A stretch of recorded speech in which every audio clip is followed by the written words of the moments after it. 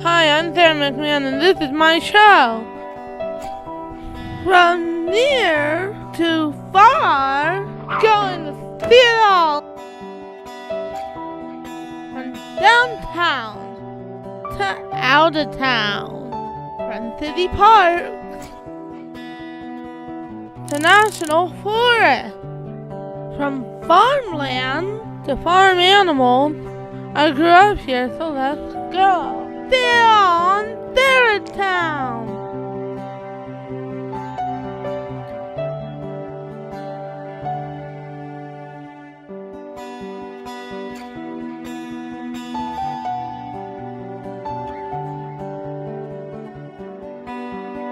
Hello, I'm Sara McMahon on their town. We're here at Uncle Brian's, my uncle, not yours. And we're gonna learn about mule, gypsy van, or chickens, and the biggest dog you ever seen on Third Town, episode 5. Yeah! So what about the desert and how do animals like it? We are in the high desert of the Mojave. We are just under 4,000 feet here, so we do get lots of snow in the wintertime. Oh, I'm so jealous. Don't be too jealous. Sometimes we get so, sometimes it'll go years without it. But we do stay relatively cool in the summer, usually in the 90s. And so the animals really don't mind it at all. We have a nice winter time where they enjoy the cool weather, and then we have relatively mild springs and autumn. So they enjoy it up here. What kind of other animals live in the desert? We actually have quite a variety here. You just noticed a roadrunner a few moments ago, and earlier today we had a couple of Cooper's hawks going through. We have red-tailed hawks. I regularly have a pair of bobcats that come by. We do occasionally have mountain lion that wander down from the mountains, not too far from here, because from here we can actually get to open water streams, seasonal streams, in just about 5 minutes. We just saw a roadrunner. Yes, you did. And you'll probably, if you watch today, you'll probably see quail and raven and quite a few other wild animals that wandered through. Nevermore.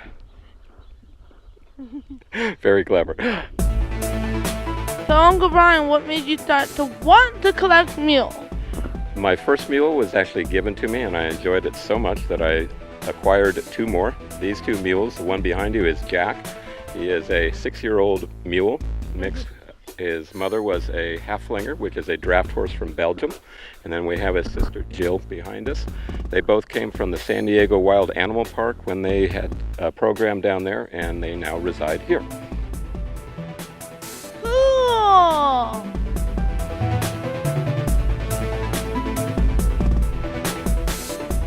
Welcome! We're going to be brushing Jill, and we are going to be putting on fly ointment. How do you get a mule to stop kicking? Mules don't usually kick if they have been around people, but it is always a good idea with horses or mules, especially if you are not familiar with them, to just let them know where you're at, kind of talk to them. But also when I'm brushing, so that Jill knows where I'm at, I kind of put my other hand on her and tell her what I'm going to be doing. Like I'm going to move towards the back here, and I just brush and kind of stay real close. So she cannot kick. But it also keeps my feet safe. And then when I'm on the back here, I just tell her, Jill, I'm coming back here, and I run my other hand down so that she knows exactly where I'm at and what I'm doing. This way I'm safe at all times. And notice that I'm off to the side so that even if she were to kick, it's not going to get to me. Although Jill knows me well enough that she's not going to do that. Okay. And when I brush, I always brush with the fur, just like when you're doing a cat or a dog, so that it is feeling good. And Jill actually just loves this and will let me stand here all day long and take up every moment I have if we could. And she just loves the attention, don't you, Jill? Yeah, you're a good girl.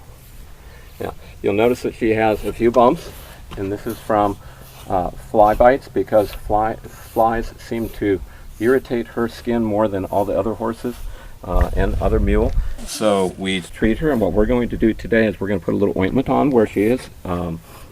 bit through and kind of itched it more than it should be. And then we're going to put some spray on it to keep the flies off of her so that she feels a whole lot more comfortable. Okie dokie. Hey, Uncle Brian, can I brush her? Absolutely. Now here what I'd like you to do, you're right-handed, so go ahead and take the brush, and it goes down like this, and you're just going to follow along and take your other hand so that she knows where you're at. Oh, nope, you don't have to switch to the brush. There you go. Here, and then just kind of follow along and talk to her at the same time. I'm going to brush her. There you go, and just say, good girl, or good girl. Whatever you'd like to do. I'm brushing your tummy. Yeah, you have beautiful fur. Yeah, good girl. Now, in the winter time, because it does get cold here, she will grow another coat of hair. It get cold in the winter in our place too. Here, she'll grow a double coat. In other words, underneath will be some very soft fur that comes in, and it doesn't look real thick, but it keeps her warm even in the winter time with snows. So I don't usually put blankets on them, because all our horses and mules being outside, they grow a nice double coat that protects them. In fact, they seem to like it once that is grown in. They like the cooler weather even better. Mm-hmm. Take your left hand kind of right on here so that she knows you're here. Not left hand? That's your left hand. You're right-handed, right? So yeah. You're going to keep brushing with this? Oh, you're left-handed? I'm both, actually. And then you're going to brush like this and just kind of talk to her and let her know, hey, I'm back here. Hey, I'm back here. Thank you for standing still. Thank you for standing still.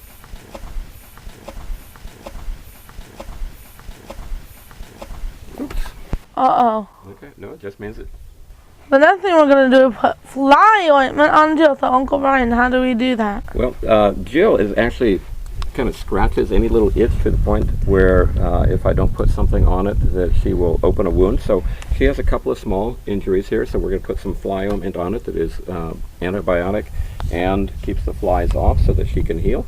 And we're just going to kind of talk to her while I do that. So how do we talk to her? Well, you'll see in just a moment. I'm going to let her know that I'm here with my left hand while I'm using my right hand with the ointment on. And that fly should come over here. This will actually kill the fly and keep them away so that she can heal. And she's very good about healing. This will be healed in a day or two, but I have to keep an eye on it to make certain that she doesn't open up something else, because she can injure herself on a fence or just scratching too hard, and then we have an open wound that draws more flies. Now notice I'm real close to her. I trust her. I'm not certain I'd do this with a strange animal because I'm kind of in a vulnerable position here where I could get kicked real easy if I didn't know her.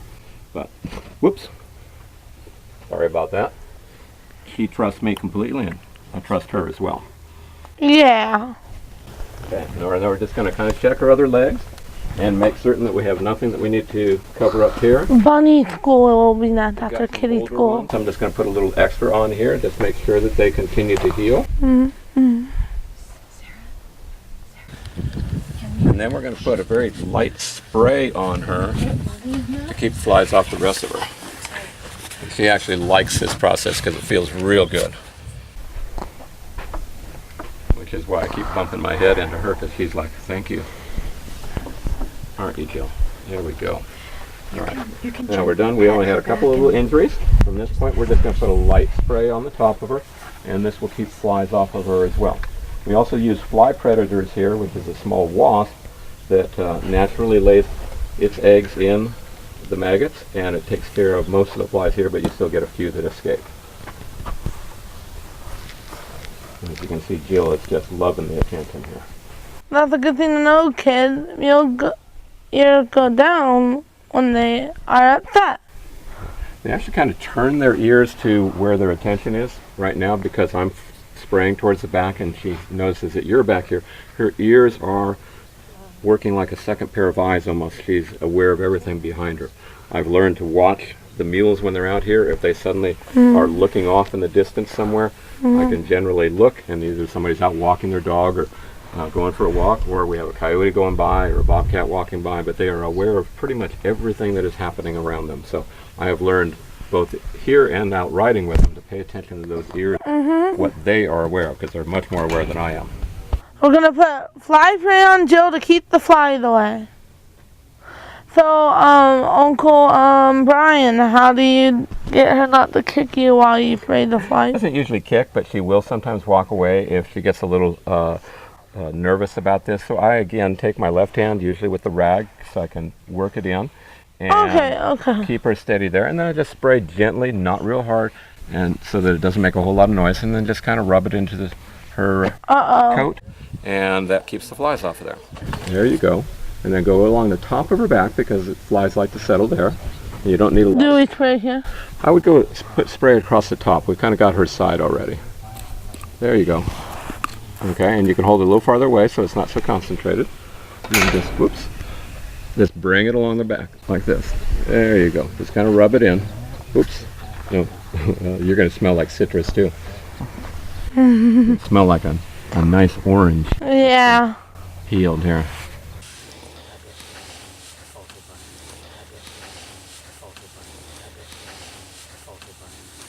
Okay, there you go. And then I always tell them thank you for standing still. Oh, good girl. Yes, and that works real well too. And I also, when I come up near the face here, I never spray. I use the cloth, because that way I'm not accidentally going to get it in her eye, because this is a citrus spray. So it's like orange that sometimes squirts in your eye when you're peeling one. You can kind of sting, so we don't want to do that to her.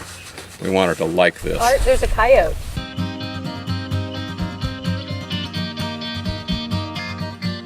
Where's the coyote?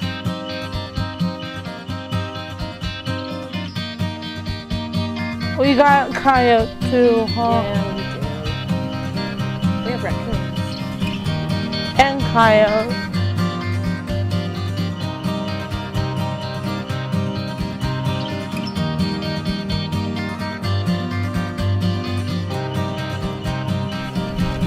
Look, he's coming up to me. He likes me. I think Samuel likes me. I think Samuel likes me, Daddy.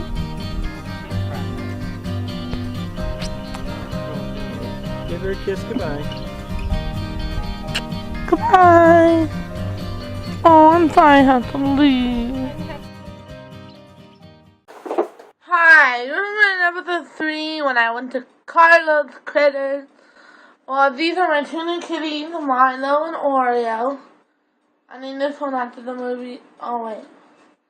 And I brought them home from Carlo's Critters back in June. Or July or something like that. And they love to play. They love to be with me. They love to watch the kitty and their favorite celebrities are on the kitty halftime show. Let's watch it. And they go crazy just watching see. They love watching the kitty halftime show. It's their favorite show. Favorite entertainment.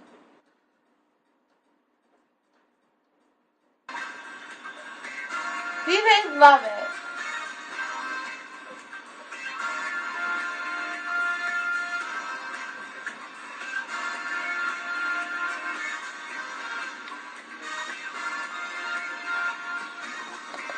Yeah, see, he's going on the keyboard right now.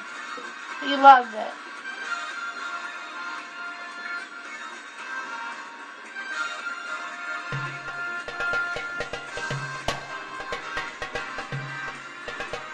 Bye. How many seconds?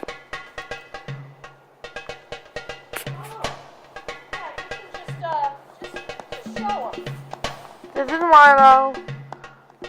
That's the Oreo. Right here.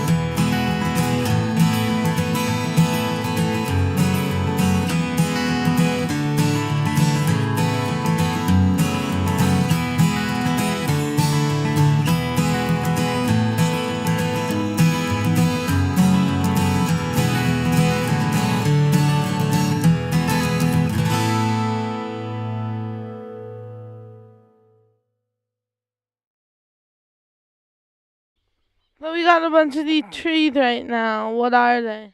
These are a Joshua tree. There's actually two types, live in the Mojave Desert, and I forget the other one.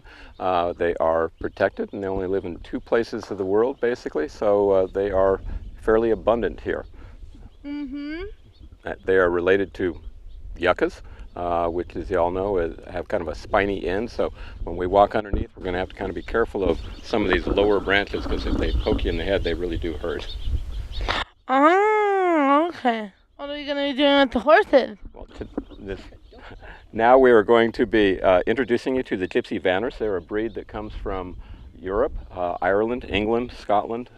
They were used by the Gypsy people to pull their wagons, and they're relatively rare in the United States. There's just a little under 2,000. We're going to introduce you to a few mares, one stallion, and one newborn who's just over 3 weeks old. All right. I learned that the blonde hair is called feathering. Is that true? It is, and when we bring them out, you're going to see that they look like a small Clydesdale, or a shorter Clydesdale in many ways. They do have feathering from the knees down, very long mane and tail, and they are really just a draft horse that is the size of a regular riding horse. All right. Now let's watch Mariah. Now, Sarah, what we're going to do is we're going to take a lead rope, which is not one you use for when you're riding, but for leading the horse when you're on the ground. And we're going to get the mother, Mariah. She is 16 years old and has been a brood mare most of her life. How many years is that in horse years? 16, I think. No, how many in people years? That I don't know. 30-something? Probably older than that. What? 30-something? That will work. Hi, Mariah. How are you? Oh, aren't you just so pretty? And Mariah, we're going to give a bath today because it's been a week. Cold, and it gets dirty, and more than anything, she has a young colt that likes to pull on her mane and mess her mane up because he chews on it constantly. So we're going to give her a bath and maybe give him a little squirt too to kind of clean him up. And we don't need a lead rope on Luke because he will follow his mother. In fact, she will let us know if he's not following. So we're going to go on out to the wash area. That's Mariah's colt, Luke. Oh, hello. Whoop, go this way. Yeah, now kind of watch her back feet. These are big horses, even though Mariah is not real tall. She's just about 14 and a half hands. She has big feet and she is one heavy girl, so if you get stepped on, it's going to hurt your toe. In fact, I am wearing steel-toed boots because just working around them occasionally, I get my feet in the way, and I don't need a broken toe. All right, and Luke will follow us. We're going to go over here, tie her up, and we're going to gently bathe her, and I'll show you how to do that.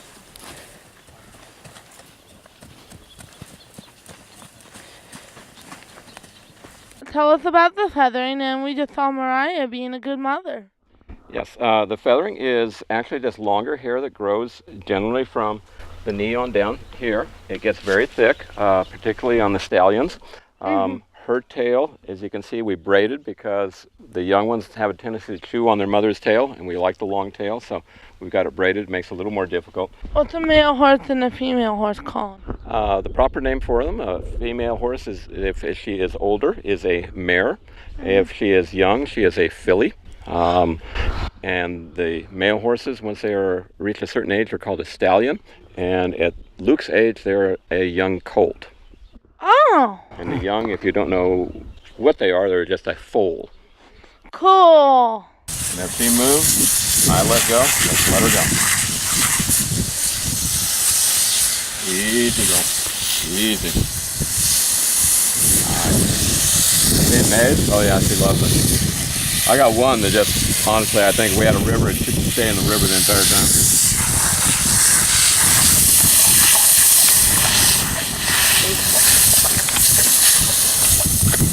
I like that too. You step on my water? Yeah. Pretty good, isn't it? Bring it forward. Good step. Right there.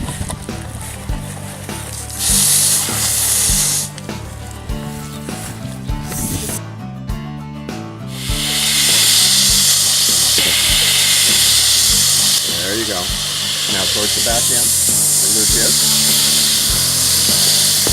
You can stroke your tail. Now we're gonna shampoo the horse.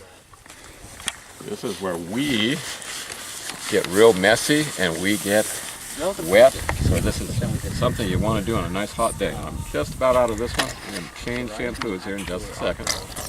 This one I like because it makes the white part of the horse really stand out and gets yellowing out. It sometimes happens with sunlight. I kind of like to use my fingertips too, kind of get in there and make it feel real good. So see how I'm doing? Kind of curve your fingers, Sarah, like this. There you go. And make it feel good for her because you want this to be a good experience for her. So she loves baths every time she comes and does this. Because you want her to feel better at the end. So she wants to do this. Why did you decide to start raising Gypsy Vanners? I was attracted to their gentleness. I met them probably 6 years ago at an equine fair. And met a doctor that raised them, and he let me be near his stallion. I talked to him for an hour or two and just really fell in love with their temperament and their beauty. Nice riding size, and yet with the stoutness of a draft horse, which I've always liked. And you'll see when we get her all clean, the feathering and everything else, she's just going to be beautiful. Yay! Okay, are you doing okay on that side? Okay. Get the top of her. Not her face. The top of her, though.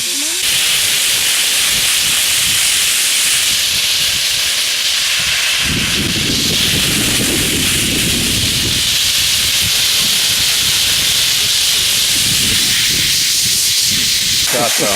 You know it.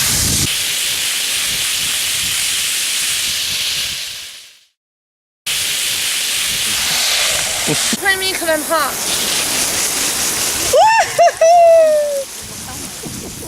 Mariah and the colt are all clean now. Oh, look at Iris right here with Sarah, honey. I see it. And we're like, this is not screen printing. And they're like, did you order screen printing? And we're like, we paid. Remember I told you we meet the biggest dog you ever seen. This is Iris. So, Uncle Brian, tell us about Iris. Iris is a Great Dane. They currently have the world record for the tallest dog. Iris is just under 40 inches at the shoulder and is a girl, obviously. She is about 1.5 years old and is continuing to grow and fill out. She, along with the other two dogs, guard the horses out here and the property. Let us know anything that's going on and chase off coyotes on a regular basis, and let us know just what's happening out here. All right.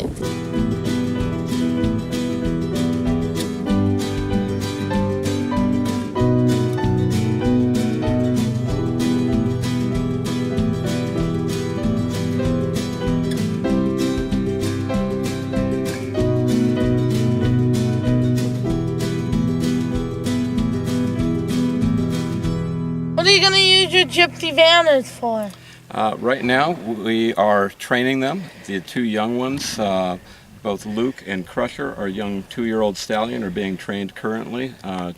The Crusher is being trained to ride.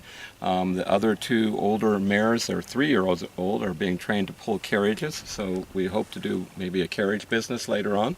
We'll also breed quality young ones and start a business selling those after they are trained as well. All right.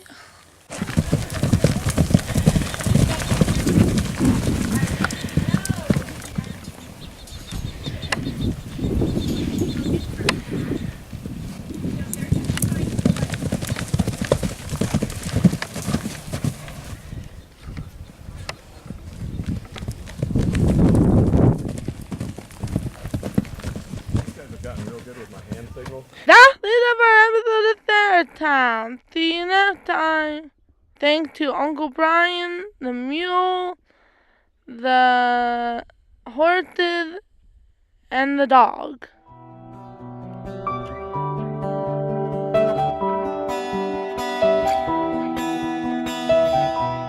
Are we done with the episode now? Aww.